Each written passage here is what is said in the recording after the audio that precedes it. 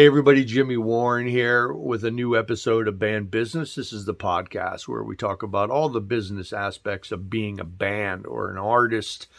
We're on part 2 of our circle of trust. That's right. Who are we going to let into the circle? Last week we talked about selecting band members. This week we're talking about managers.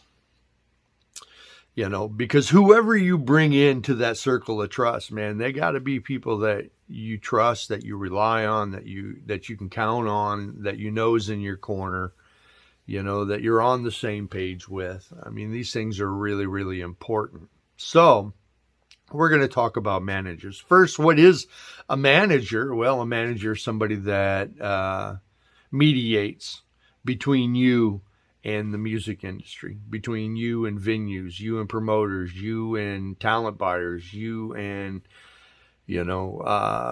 record labels, you and publicists, you and business managers, you and a variety of other things. They're that go between. They're the thing that's supposed to be putting all those pieces together for you, to make your career work and advance.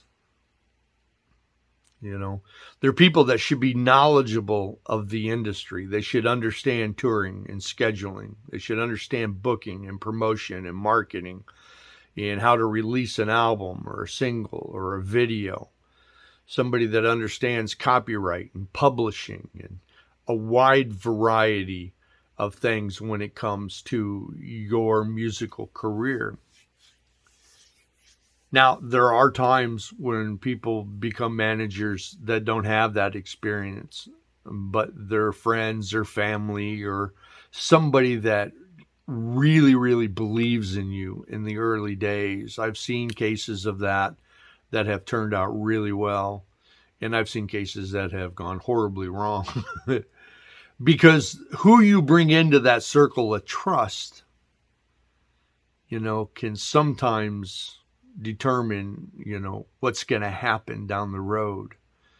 You can bring people into your circle that can kill your career, devastate your career, put your career on hold, make a lot of bad and wrong decisions for you. Because maybe they don't understand certain aspects and they just got their own way of thinking of what they think is best, and they don't understand how the industry moves. And so sometimes those things can hurt. I've had an agent that, pretty much put me on hold, because I did a stupid thing.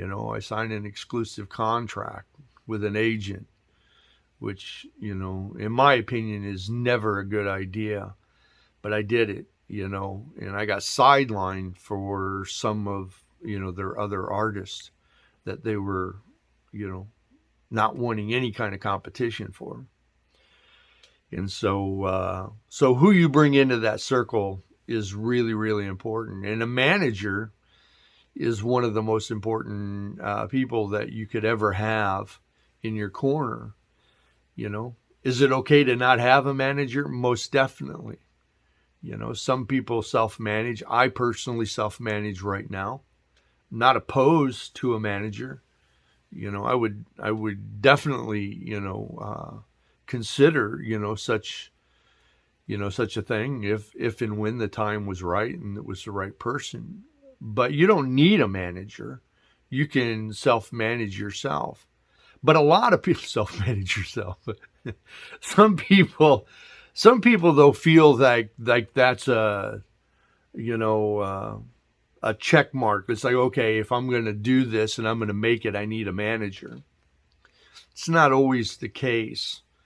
I think that there comes a time when it's a good thing to have somebody like that in your corner, because you as an artist, get so busy, with focusing on the music and the touring and writing and recording and things of that nature, that you need somebody in your corner that's going to be focused on the promotion and the PR and the touring and the scheduling and, being that go-between you and everybody else in the industry. sometimes that's really good. So, what are some things that you need to look for if you're going to bring somebody like that into your circle of trust? Well, you have to do it just like I suggested in part one with band members. You have to interview them the same way that they're going to interview you. You have to scrutinize them the same way they're going to scrutinize you. And then you have to determine, you know, after you've done that, in some research, if they're going to be right. But what are some things that you should look for? Well, you should look for people that have experience in the industry. Not a year, not 2 years. You need to find some people, find somebody that's been around a while that really understands, all the aspects of the industry that either you don't or you don't completely, or that has much more knowledge than you do in that, or that is somebody that, has experience as you have experience, and between the two of you can facilitate everything that you need. You need to find somebody that's trustworthy. You need to find somebody that's going to be honest with you. You need to find somebody that believes in you and who you are and what you do. You don't want to saddle yourself with somebody that just sees dollar signs, somebody that has a big ego, somebody that doesn't have any experience. Now, there's been times, when people's friends and family have come along and filled those positions simply because they absolutely believe in you and they love what you do and they want to see you be successful. And so they're willing to do whatever it takes in order to, to help you out. And that can be a good thing. Can also be a bad thing. When you get into those situations, you really have to weigh, is this somebody I can work with? Is this somebody that, okay, yeah, they believe in me, but are they willing to go the distance? Because once you start having to get on the phone and make bookings, once you start to have to schedule tours, once you start to have to deal with people in the industry, well, that can be a whole other world for them if they've never been in it. They've never done it. So you want to make sure that you're interviewing the person, that you're asking a lot of questions, that you're gathering a lot of information. But at the same time, if they've managed other bands, reach out to those bands. Find out what they think. What was their experience like, or what is it like? If they haven't managed any other bands and they've just been in and around the industry for a long time, maybe talk to some of the people that they're connected with and find out, hey, what's it like to work with this guy? What kind of knowledge does he have? Well, I mean, you've worked with him here, what was it like? So that you can get an understanding as well. Because those are going to be some of the major factors in determining whether or not, this is going to be the right person with you. Now, when is a good time to bring a manager on? That's a really good question, because a lot of people want a manager right away. It's like, if I can get a manager, that would be great, because then I won't have to deal with none of that stuff and I can just play music. That's not always the case, because there's a lot of people out there that won't, budge simply because you don't have a history, right? You don't have something that they, view as, okay, this is somebody I can rally behind and, do something with and for, and, make a living off of it as well. In that, you don't want to find somebody that's just in this for the money. You want to find somebody that, is really believing in who you are and what you want to do. So, when you need a manager is, well, I think it's when you get to the place to where, you're touring, you're releasing, albums, and you're doing all that you can do, but you've come to the place to where you're kind of at the edge to where you don't know what to do next, or you don't have the time to do what's next. Things are so busy. Things are, starting to really heat up. You're really starting to gain some momentum. you're really starting to have some success. You're really starting to get some good press. You're starting to get some good shows. You're starting to get your fee up there to where, you're making, a decent amount, for the position that you're in. Sometimes, that's a good time to say, okay, you know what? I don't want to do this. I don't want to manage all this no more. I'm willing to give up that responsibility and then take it on. I don't think that it's wise to put together a band and say, okay, the first thing we need to do is get a manager. I don't think that that's wise at all. First of all, who are you going to get? Because nobody's going to come along and do it. Because I don't know if you've noticed, but the days of development are long gone. They've been long gone. There is no development anymore. There is no, a record label sees something in you or a manager sees something in you and they start developing you into something. I mean, that just doesn't happen no more. They're all looking for the same thing. How many shows are you doing? How many fans and followers do you have? How much money are you making? How much press and radio and that are you getting? Are you at a level to where, you're kind of successful, and you just need somebody to come in and take you to a greater stage of success. That's what they're looking for. They're not just, you got a good band and you're playing locally and you sound great and you got a lot of good potential and they go, oh, I see something here, so let's mold this into something. That's not what happens anymore. It's just not the case, and you just don't want to start blindly reaching out to people for management. You just don't want to do that. You want to make sure that you're in a right position first. Really, sit down with yourself and make a list of the pros and the cons of getting a manager at that moment. How's it going to help? How's it going to hurt? What can you do on your own versus, what do you need them for? I was fortunate because I had a manager who was an ex-record label executive at Capitol. He had a lot of connections, and he threw a lot of those connections my way. It was because of him that I got a lot of the things that I did, and it was because of him that I made some of the connections that I did. I was able to get really good distribution. I was able to have a really great business manager. There was a couple of times where he hooked me up with really good, agents. So there's some benefits, to it as well. But once again, make those lists, those pros and cons.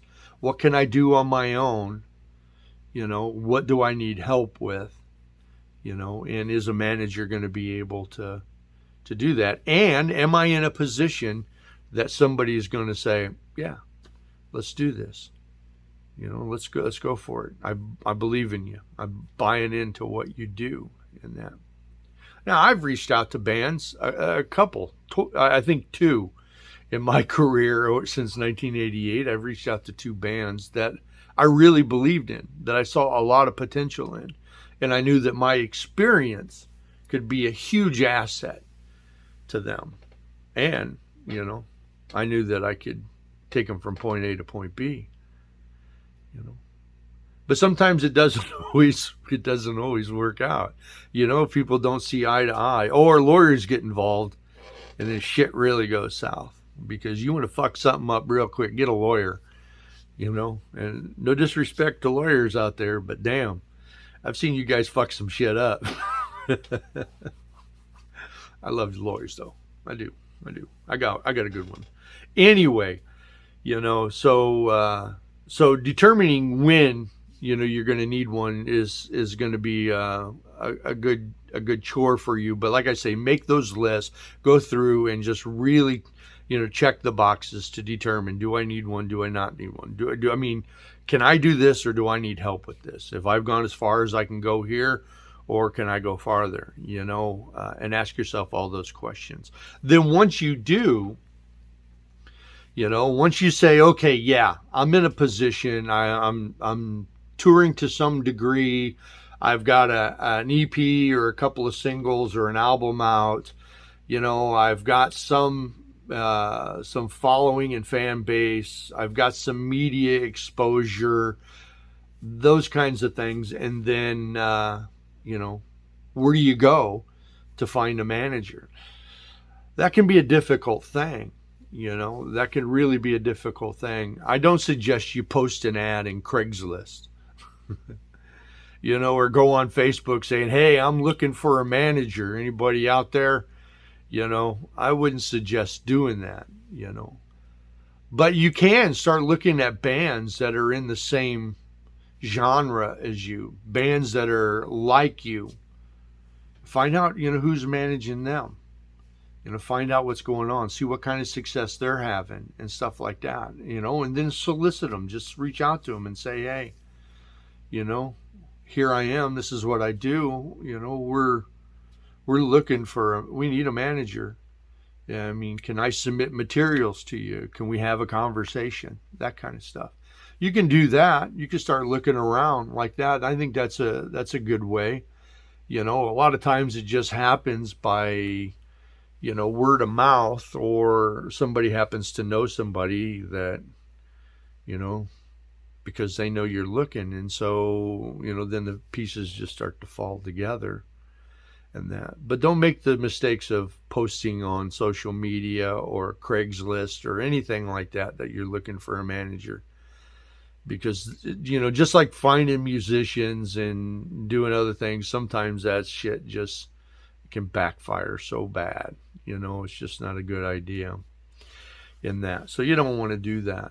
So look at the bands around you, see who's managing them, reach out to them, after you check them all out. There's people out there that are looking for talent, to manage, to be involved with. And that, because there's people that love this industry, they love what they do, and they're good at what they do, and, and they have the ability to help you. So, if you can make that connection, then good. But just don't go into this haphazardly, just don't go, I need a manager, and just start, whatever, posting on Craigslist or, and not be ready, not be positioned for it. I think, as a musician and as a band, you have to really analyze your steps as you go through your career. You have to make sure that they make sense. You have to make sure that it's the right time for that step. Look, I've been told no so many damn times, like everybody's, been in that same position. I've got agents that have said no. I got some agents that I keep going back to. I don't know why, but I do. I just keep going back, and they keep saying no, and they keep saying no. You're going to have that with managers and agents and people like that. The only people you're not going to have that problem with, for the most part, are the people that you're, like publicists and people of that nature, and that, they're looking for bands to work with. And if you got a good product and you're a good band, they're going to take you on, But so you got to really protect, that circle of trust. And when it comes to a manager, don't be too eager. Don't jump out there too quick. Don't make any of the rookie mistakes. Really, think it through. I'm a firm believer in being targeted, intentional and thoughtful in what you're doing. And that's just the way it should be. And if you do that, then you're going to be okay when it comes to finding a manager. Now, if you got any questions, hey, feel free to email me at bandbusinesspodcast@gmail.com. I thank you so much for tuning in to this episode of Band Business, The Circle of Trust Part 2, Getting a Manager. Until next time, I'm Jimmy Warren. Thank you so much for tuning in. I'll see you later.